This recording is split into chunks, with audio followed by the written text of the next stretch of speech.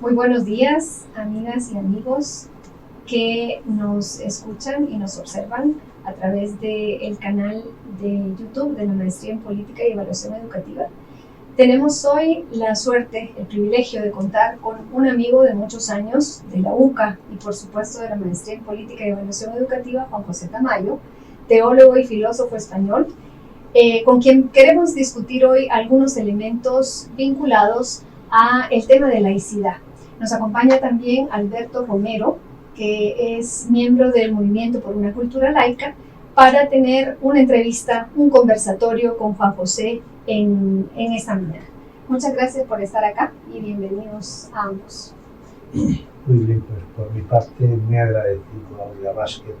Son ya 18 años exactamente los que tienen nuestra amistad y nuestra sintonía, y en la medida en que vengo para acá y me comunico con Olga, va creciendo esa complicidad en todas las cuestiones de la educación liberadora, en el laicismo con contenido social y el feminismo que busca una sociedad fraterna y sororal igualitaria. Muchas gracias, Juan José. Vamos a comenzar con unas preguntas que pueden ser simplemente generadoras de la conversación. Sabemos, Juan José, que tú pues, te mueves por diferentes países, continentes, ciudades, pueblos, y nos gustaría saber desde esta experiencia que tú tienes si este tema de la laicidad sigue siendo un tema vigente en el siglo XXI. ¿Por qué hablar de laicidad hoy día? Porque hay una carencia de laicidad a nivel de los estados y a nivel de las instituciones estatales y de los propios gobiernos. El ejemplo de España yo creo que es claro. Hemos pasado una transición democrática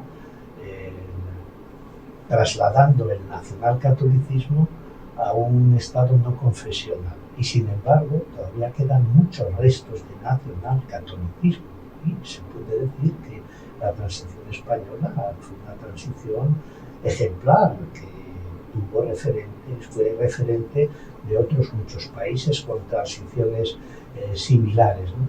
Y sin embargo yo creo que el tema de la laicidad se da por resuelto cuando todavía requiere un tratamiento más profundo y más riguroso, porque yo creo que hay una contradicción entre la teoría, Alberto, que está muy clara, la separación religión-política, la separación entre Iglesia y Estado, pero en la práctica yo creo que no es real.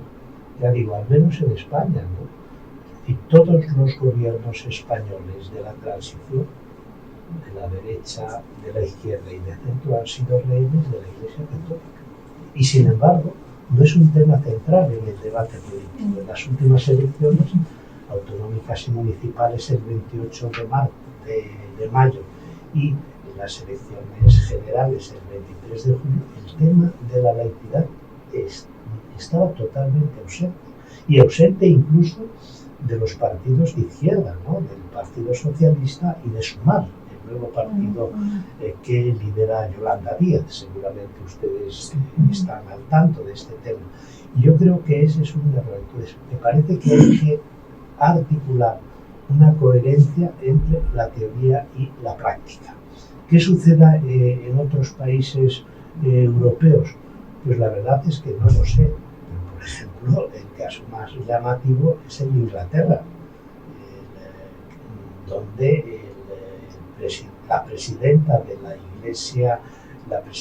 Iglesia Anglicana pues era al mismo tiempo la presidenta del Estado, es decir, una articulación, al menos en teoría. Luego quizás en la práctica, tanto en Inglaterra como en los estados nórdicos, pues hay más separación o más independencia, pero claro, que la jefa del Estado de un país sea al mismo tiempo el jefe de la Iglesia, pues no sé. A mí me parece que ese es un tema que tenemos que seguir profundizando y pasar de la defensa teórica de la laicidad a una práctica de la laicidad, porque sin laicidad en la práctica no existe Estado democrático e instituciones democráticas. Justo por esta problemática que planteas, es decir, aquí en El Salvador, aunque ya en el siglo XIX hubo, digamos, un debate muy fuerte sobre la laicidad, todo el periodo liberal, y es interesante, hubo avances serios para construir un Estado, digamos, autónomo de la Iglesia. Se venía de la colonización, en la cual la vinculación monarquía-Iglesia era muy fuerte, entonces hubo, digamos, todo ese debate, y fue un debate político muy central en una época, digamos. Sin embargo, en este momento esa realidad está absolutamente difusa, disuelta.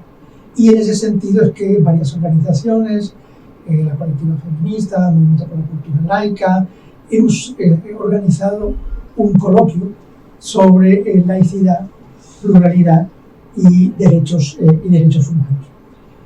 Y un poco la pregunta es, digamos, en una sociedad como la actual salvadoreña, en la cual la presencia de lo religioso en el discurso de las personas, en la institucionalidad, en el manejo de los políticos es tan fuerte, como poder construir las escuelas, en las cuales también en la educación pública vemos como, digamos, pues el docente comparte sus creencias, cómo en ese ámbito poder construir una sociedad inclusiva, respetuosa, liberadora, que asuma la pluralidad.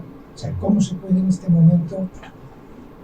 A mí me parece que en este tema hay una contradicción con frecuencia en las propias constituciones. La española, que creo que es muy parecida a la salvadoreña, dice: ninguna religión tendrá carácter estatal, pero continúa diciendo: los poderes públicos tendrán en cuenta las creencias de la sociedad española y mantendrán relaciones de cooperación con la Iglesia Católica y las demás confesiones religiosas. Creo que es una modalidad muy similar a la de El Salvador. Entonces yo creo que eso requiere una revisión constitucional, porque se entra en contradicción, y en esa contradicción lo que va a predominar es el apoyo, el reconocimiento, los privilegios para la Iglesia Católica. Entonces, claro, la Iglesia Católica pues tiene acceso a la enseñanza de la religión en la escuela. La Iglesia Católica en España, por ejemplo, tiene privilegios fiscales, tiene una asignación tributaria que le da el Estado permanentemente, tiene incluso hasta un capellán castrense que es el que sirve al ejército, con lo cual se produce una militarización de la Iglesia y una confesionalización del ejército, ¿no? Eso yo creo que es fundamental, porque siempre que se dice que un Estado no es confesional y se expresa la relación privilegiada con una religión, en este caso la católica, al final lo que va a predominar es la situación de privilegio de la Iglesia Católica. Y eso a mí me parece que hay que deconstruirlo. Pero también a partir de ahí una deconstrucción de esa contradicción, yo creo que es muy importante también que eso se lleve a la práctica en todas las instituciones. Y en relación con la educación, claro, ¿cuál es el problema de la educación en estos supuestos estados laicos que tienen una relación preferencial con la Iglesia Católica? Pues que buena parte de la educación, sobre todo educación en valores, educación ética, va a predominar la doctrina de la Iglesia Católica sobre cualquier otro tipo de educación liberadora. Por ejemplo, el caso de la interrupción voluntaria del embarazo, los abortos. En España hay una ley que reconoce el derecho al aborto a través de una ley de plazos. Bueno, pues en una educación católica de las congregaciones religiosas, o en una educación donde está presente la religión católica como espacio de enseñanza, puede ir en contra de esas leyes y además educar y formar al alumnado diciendo pues el aborto es un asesinato, el aborto es pecado, y claro, todo eso yo creo que va a generar pues, un problema a la hora de respetar las leyes y no criminalizar a las personas que practican las leyes, ¿no? Y para mí eso es fundamental, la desconfesionalización de las instituciones religiosas, porque, claro, la ética cívica es la ética de todos los ciudadanos. La ética religiosa es de libre decisión de las personas que han decidido adherirse a una determinada confesión religiosa. Es decir, lo que no se puede es incorporar dentro de la educación una serie de principios, una serie de valores que afectan solo al ámbito privado, porque la vinculación con la religión es algo privado, y cuando entra la religión en el espacio público con esta fuerza y con ese peso, sobre todo en la educación, pues se convierte en algo considerado como obligatorio. Es muy probable que en algunos espacios podamos decir, bueno, al final la laicidad es un concepto de la modernidad occidental, ¿verdad? Que no tiene nada que ver con nosotros, porque nosotros tenemos otros sustratos, otras cosmovisiones. Y yo me preguntaba, justamente en todo el estudio que tú has hecho de las teologías indígenas, como parte de las teologías del sur y de las teologías de la liberación, ¿cómo se podría, digamos, cómo resuena este